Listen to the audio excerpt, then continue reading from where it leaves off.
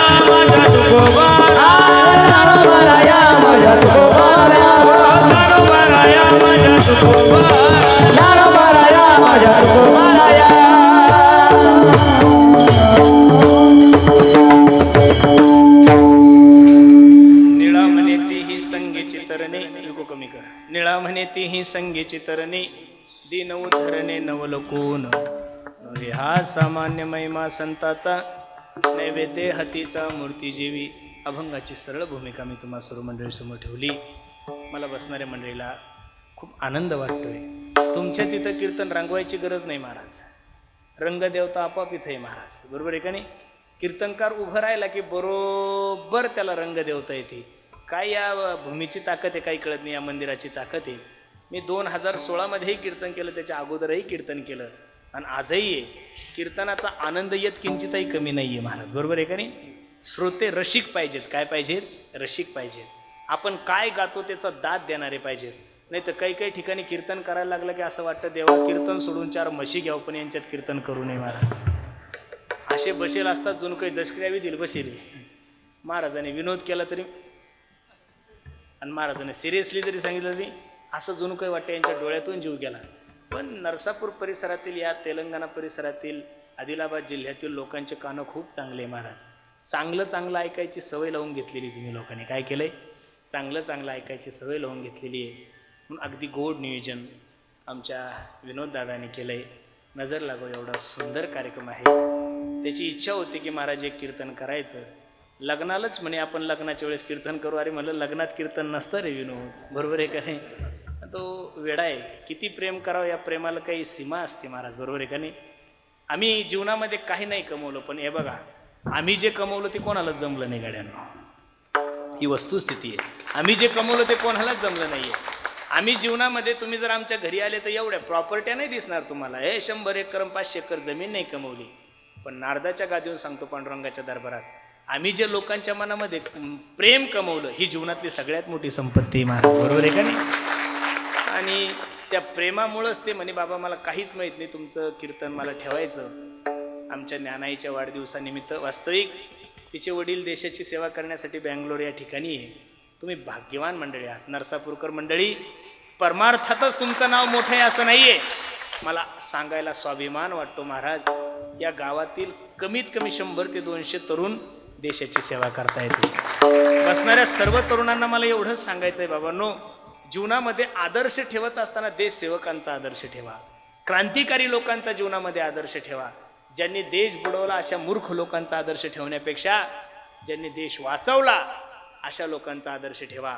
गुगलवर सर्च करा, या देशातल्या कोणत्याच खासदाराचं पोरगं मिलिटरीत नाहीये, या देशातल्या कोणत्याच मंत्र्याचं पोरगं मिलिटरीत नाहीये, या देशातल्या कोणत्याच उद्योगपत्याचं पोरगं मिलिटरीत नाहीये, या देशातल्या कोणत्या डॉक्टरचं पोरगं मिलिटरीत नाहीये, या देशातल्या कोणत्याच वकिलाचं पोरगं मिलिटरीत नाहीये, या देशातल्या कोणत्याच उद्योगपत्याचं पोरगं मिलिटरीत नाहीये. मला स्वाभिमानाने सांगा वाटतं, देशाचे जेवढे काही जवान आहे ते फक्त आणि फक्त माझ्या शेतकऱ्याची मुलं आहे महाराज. कोणाचे? शेतकऱ्याचे. म्हणून स्वाभिमानाने सांगितलं पाहिजेत, अरे देशाच्या देशाची पोटाची थळगी भरवणारा सुद्धा शेतकरीच आहे आणि देशाचं रक्षण करणारा सुद्धा काय आहे? शेतकरीचे. पण आज मीडियावर काही गोष्टी पाहिल्या की वाईट वाटतं महाराज मला. अरे पुढाऱ्याने विरोधातल्या लोकांनी पुढाऱ्यावर निंदा केली तर चालल, काँग्रेसवाल्याने बीजेपीवर करा, बीजेपीवाल्याने काँग्रेसवर करा, तुमचा धंदा आहे तो.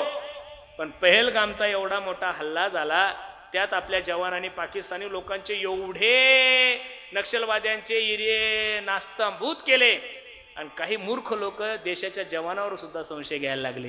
मी खरं सांगू का, या जगातली सगळ्यात भाग्यवान माय जर कोण असेल तर तिनं 9 महिने 9 दिवस आपला रक्ताचा गोळा आपल्या गर्भात वागवलाय, अमृताईपेक्षा पवित्र दूध पाजलंय त्या लेकराला आणि तो रक्ताचा गोळा या देशासाठी समर्पित केला. त्याच्यासारखे भाग्यवान माता जगात नाही. आणि मला असं वाटतं आमच्या ज्ञानाईचे वडील सुद्धा, आमच्या विनोदचा भाऊ, ते सुद्धा देशाची सेवा करता येते. आणि माझ्याही मुलीचं नाव ज्ञानाईचे, बरं दुसऱ्या मुलीचं नाव. ते म्हणे बाबा तुम्हाला कीर्तन करावं लागतं, म्हणून त्याच्या विनंतीला मान देऊन तुमच्या सर्व मायबापाच्या दर्शनाचा योग माझ्या जीवनामध्ये प्राप्त झाला. बराचसा तरुण वर्ग माझ्या कीर्तनासाठी उपस्थित आहे. आमचं काम येते, तुम्ही ऐका न ऐका, आम्ही रोज ते तुम्हाला सांगणार आणि सांगणार.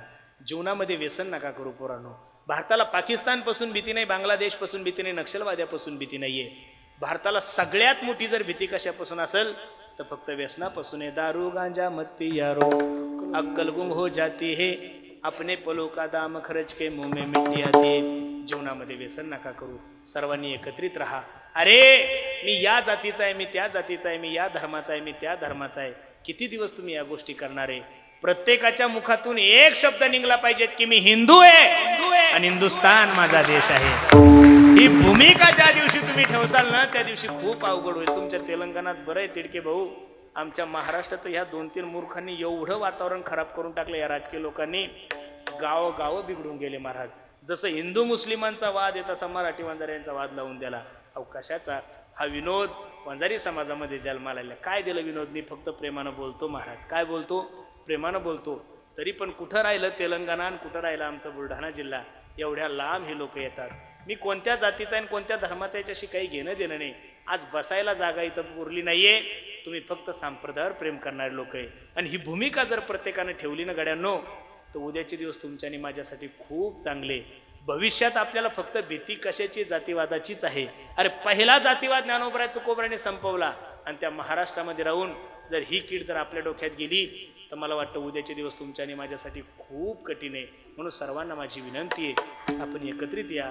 तुम्हाला तर माहिती आहे, जसं गोपीनाथरावची आणि विलासरावची मैत्री होती, तदनंतर फक्त सोपान सानपची पुरुषोत्तम पाटलाचीच आहे महाराज.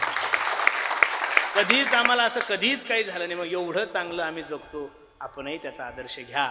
अंतकरणातला मत्सर, अंतकरणातला भेद, अंतकरणातला जातीवाद नष्ट करा. व्यसनापासून दूर राहा आणि प्रत्येकाने एकत्रित या. सर्वांनी एकत्रित या. एकत्रित जर आले तर उद्याचे दिवस तुमच्या आणि माझ्यासाठी खूप चांगले आहे. तरुणांना सुद्धा विनंती पोरांनो, दारू गांजा मत पियारो अक्कल गुम हो जाती है, अपने पलो का दाम खर्च के मुंह में मिट्टी आती है. व्यसन नका करू, चांगलं जगा, उद्योगधंदे करा, कष्ट करा, गळ्यामध्ये पवित्र तुळशीची माळ घाला.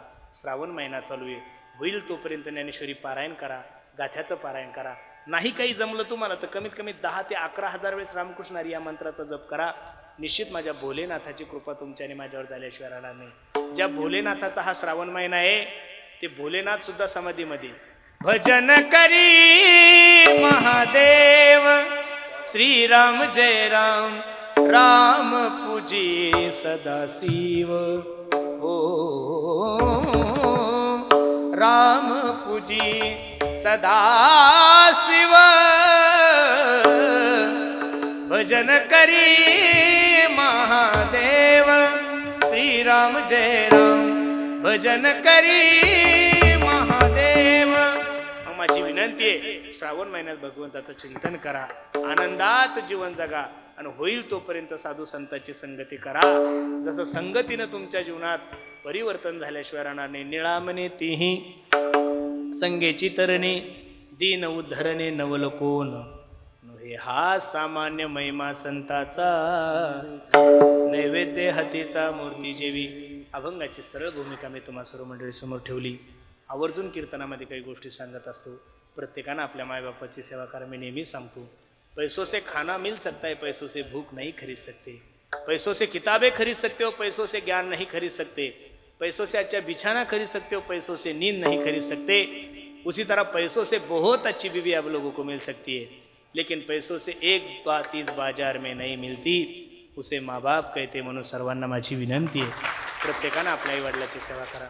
मी नेहमी म्हणतो, आई माझी मायेचा सागर हो, दिला तिने जीवनाला आकार. तळपत्याहून हात आणि रखरख त्या रानात, राहिली समाजासाठी तू ग कष्टाच्या घामात. कधी मिळेल मुठभर घास, कधी घडे तिला उपवास. ओल्या मातीतून चालताना तुडविले काट्याचे फास. आई माझी मायेचा सागर, दिला तिने जीवनाला आकार. म्हणून प्रत्येकानं आपल्या आई वडिलांची सेवा करा.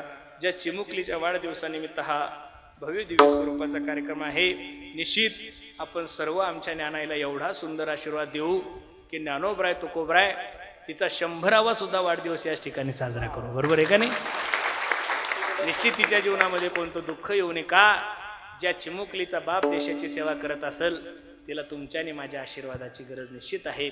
म्हणून ज्ञानाईच्या प्रथम जन्मदिनानिमित्त, अभिष्ट चिंतन सोहळ्यानिमित्त हा भव्य दिव्य स्वरूपाचा कार्यक्रम, त्यानिमित्त तुम्हा सर्व मायबापाच्या दर्शनाचा योग माझ्या जीवनामध्ये प्राप्त झाला. कार्यक्रमासाठी उपस्थित ज्यांनी गोड असा पखवाज वाजवला, आमच्या भागाचं लाडकं वैभव आमचे नागेश भैया, नागेश दादासाठी सुद्धा सर्वांनी एकदा टाळी वाजवली. ज्यांनी गोड असं गायन केलं, आमचे चिलया बाळ प्रदीप महाराज बनकर, दादांनाही द्यावे तेवढे धन्यवाद. माझ्या समवेत आमचे पुरुषोत्तम आलेला आहे, टिलू आहेत, आमचे सर्वच मंडळी, गावातील सर्व भजनी मंडळी ज्यांनी गोड अशी माईक सिस्टीम लावली, त्या दादासाठी सुद्धा सर्वांनी एकदा टाळी वाजवा. आणि पुनश्च एकदा आमच्या विनोद भैयाने खूप सुंदर नियोजन केलं. नजर लागाव एवढा गोड कार्यक्रम आहे. अपेक्षाही पेक्षा सुंदर नियोजन झालं. आता प्रेमाने केल्यानंतर होतं, किती प्रेम करावं त्यानं, त्या प्रेमाला काही सीमा आहे का नाही? इकडे विनोद, बरोबर आहे का नाही? प्रेमाची काही सीमा असती.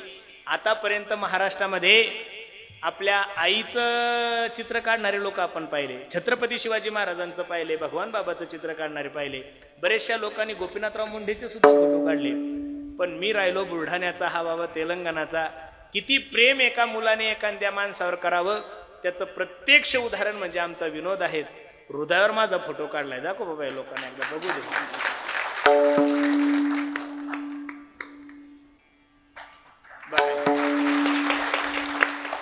तुझी बायको सुद्धा विचार करत असेल, माझ्यापेक्षा पुरुषोत्तम महाराज भाग्यवान आहे. बरोबर आहे का नाही? अगदी मनापासून एकदम प्रांजळ मनाने त्याचं माझ्यावर प्रेम आहे बस.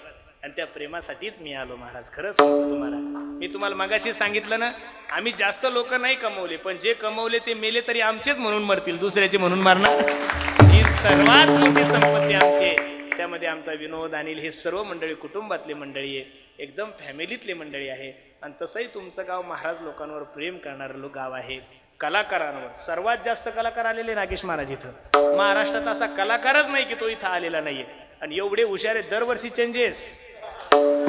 इतके चालू लोक या गावचे की त्यांना एकदा आला महाराज की तो परत चालत नाही. दुसऱ्या वर्षी, म्हणजे त्याच्यातला उद्देश असा आहे की गावातल्या लोकांना दरवर्षी काहीतरी नाविन्य ऐकायला भेटलं पाहिजे. दरवर्षी महाराष्ट्रातील नामांकित गायक, नामांकित वादक आपल्या गावामध्ये येतात. म्हणून पुनश एकदा सर्वांच्या चरणी मी माझा माथा ठेवतो. जे बरोबर आहे ते माझ्या सद्गुरू जोग महाराज वारकरी शिक्षण संस्थेचं आहे. चुकीचं असेल माझ्या बुद्धीचे दोष. जाता जाता सर्वांना एक छोटीशी विनंती करायची. आम्ही ज्या परिसरामध्ये राहतो त्या परिसरामध्ये एक छोटीशी गोशाळा सांभाळतो. तुम्ही म्हणसाल काही पैसे वगैरे मागता का महाराज? अजिबात नाही. पैसे फक्त कीर्तनाचेच घेतो, बाकी जास्त घेत नाहीये. ते बी मनाला पटलं तेवढे घेतो. हा, बरोबर आहे का नाही? पण त्या गायीचं रक्षण व्हावं यासाठी एक छोटासा उपक्रम हाती घेतलाय. सुंदर असं त्या गायीच्या याच्यामधून वारकरी अगरबत्ती तयार करतो. समोर क्रीटा गाडी उभी आहे. प्रत्येकानं न चुकता घरी जाताना एक अगरबत्तीचा पुडा घेऊन जा. त्याच्यातून जो पैसा येईल तो गोमातेच्या चाऱ्यासाठी आणि पाण्यासाठी जाईल. त्यातला एकही रुपया माझ्या कुटुंबासाठी जाणार नाही याची मी शाश्वती नारदाच्या गादीवून देतो. बरेचसे लांबून लांबून मंडळी आपल्या कार्यक्रमासाठी आले.